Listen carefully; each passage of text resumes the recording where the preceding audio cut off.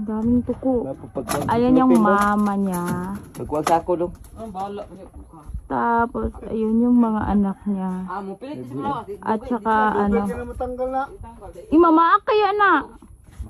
At saka yung mga anak at itlog niya. Hindi yung mga anak. Mama, mga na niya guro. Mo nang wa siya nagpalayo no kay inahan man na. Amahan pa na butak na na. Tapos na kon kawayan no. Amahan. Ayun oh, may dalawang tuko din dun. Dagan na sulod oh. Gali no.